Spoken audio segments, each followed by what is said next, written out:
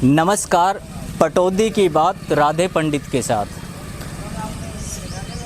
केंद्र सरकार और राज्य सरकार 75 वर्ष पूरे होने पर आज़ादी के अमृत महोत्सव का आयोजन कर रही है, जिसमें गांव शहरों में जो तालाब, जोड़ या बावड़ियाँ थी उनका जीर्णोद्धार करना चाह रही है और जीर्णोद्धार होना भी चाहिए।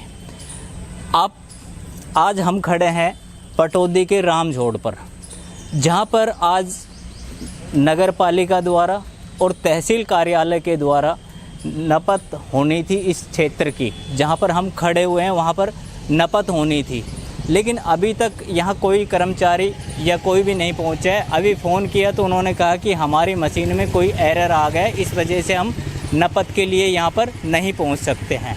अब आपको दिखाएंगे हम कि ये काफ़ी लंबा चौड़ा जोड़ था और आज सिकुड़ करके नाम मात्र का रह गया। सबसे पहले तो हम चलते हैं, एक बार हमारे साथ जिन्होंने RTI लगाई थी, जिन्होंने शिकायत दर्ज की थी, मुकेश गुप्ता जी हमारे साथ हैं। मुकेश गुप्ता जी, एक बार आइए। गुप्ता जी, क्या मामला था ये जो है? राम जोहड़ के बारे में हाँ, बार बार शिकायतें मिल रही थी। राम जोहड़ के नहीं बल्कि पटौदी क्षेत्र के 6 जोड़ों के बारे में कि पूरे के पूरे जोहड़ जो हैं वो विलुप्त हो चुके हैं, और इसके लिए हमारे द्वारा राम जोहड़ के लिए एक विशेष रूप से RTI लगाई गई, जिसमें नगर पालिका द्वारा बताया गया है कि 10 कनाल 15 मरला का राम जोहड़ है और इस पर किसी भी तरह का कोई रोड नहीं बनाया गया, कोई काम नहीं किया गया। और साथ में लिख के दिया है कि नगर पालिका द्वारा विभिन्न गलियों से रिकवर पुरानी टाइलों को राम जोहड़ के पास रखा गया है। आप ये देखिए, ये टाइलें किस हिसाब से रखी गई हैं, ये रखी गई हैं या रोड बनाए गए हैं। लगता है कि नगर पालिका चाहती है कि इन पे कब्जा हो। और सबसे मज़े की बात यह है कि जो नगर पालिका ने हमें लिख के दिया है, इसके अंदर 16 आदमी कब्जाधारी हैं, जिनकी पूरी लिस्ट है। नगर पालिका को जब ये पता था कि ये 16 आदमी कब्जाधारी हैं, तो आज तक इस पर कार्यवाही क्यों नहीं की गई, जोड़ को खाली क्यों नहीं कराया गया। साथ ही एक ये टावर लाइट जोड़ के बीच में लगाई गई, ये किन को फ़ायदा पहुंचाने की नीयत से लगाई गई। जोड़ पूरा सिकुड़ चुका है, इसका सौंदर्यीकरण होना ज़रूरी है। सरकार की गाइडलाइनें आ चुकी हैं और इसके लिए पोंड अथॉरिटी ऑफ हरियाणा के द्वारा हम इसने शिकायत की, और उसके बाद इस जोड़ को खाली कराने के निर्देश नगर पालिका और DMC गुड़गांव, DC गुड़गांव, इन सब को आए। उसके बाद भी धीरे धीरे प्रोसेस में चलते रहे, नहीं कर पाए, ज़बरदस्ती पीछे पड़े।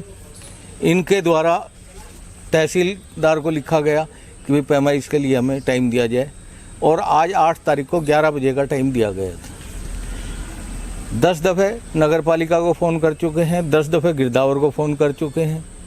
मशीन पहले बुक हो चुकी थी, अब बताया जा रहा है कि मशीन के अंदर एरर आ गया है, वो यहाँ नहीं है। गिरदावर कहता है कि जब तक मशीन वाला नहीं आएगा मैं क्या कराऊँ।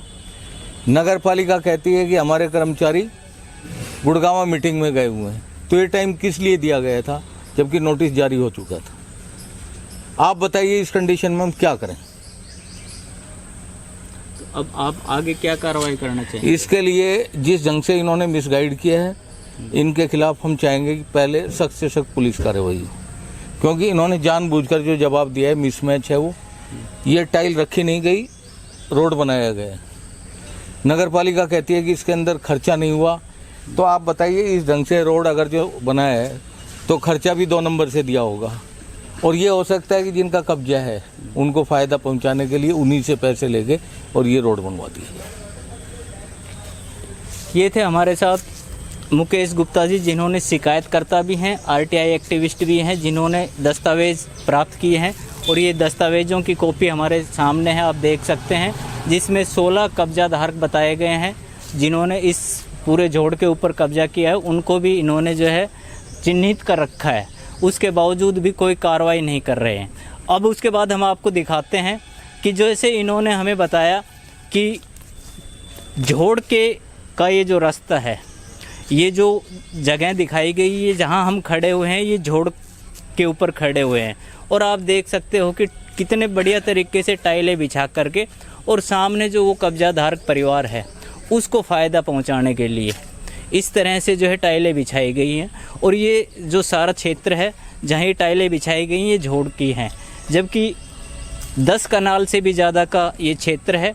और आप देख सकते हो कि ये झोड़ जो है सिकुड़ करके नाम मात्र का रह चुका है।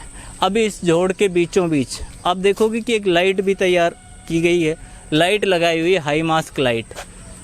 इस हाई मास्क लाइट का क्या, किस उद्देश्य को लेकर के यहाँ पर लगाई गई है, ये तो नगर पालिका के अधिकारी और कर्मचारी ही बता पाएंगे, क्योंकि जिन लोगों ने इस पर अवैध कब्जा किया हुआ है उन्हीं को फ़ायदा पहुँचाने के लिए इस तरह से हाई मास्क लाइट प्लस में ये जो रोड बना हुआ है, ये झोड़ को दबा करके और इस झोड़ की का जो क्षेत्रफल था उसमें जो है इन्होंने टाइलें बिछाई हुई हैं।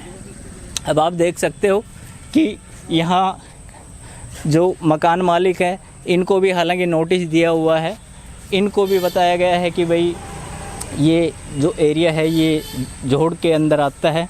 इधर जो पीछे की कुछ बिल्डिंगें और दिखाई दे रही है उनको भी आप देख सकते हैं। इधर आज़ादी के अमृत महोत्सव पर जगह जगह झोड़ तालाबों का सौंदर्यीकरण किया जा रहा है, लेकिन आप देख सकते हैं कि किस प्रकार से झोड़ में बड़ी बड़ी घास खड़ी हुई है, बड़े बड़े झुंडे और इस तरह की आइटमें खड़ी हुई हैं कि अगर कोई बच्चा या कोई भी पशु भी अगर इधर आता है घास खाने के उसमें तो भी वो इसमें गिर सकता है।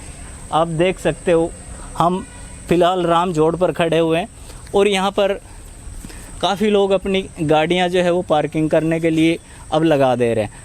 अब जिस प्रकार से गुप्ता जी ने बताया कि टाइलों को वहाँ रखवाया गया है, अब आप देखोगे कि ये नगर पालिका के द्वारा रखवाने का कितना अच्छा तरीका है कि भाई ये काम भी आ जाएं और रखी भी ना रहें।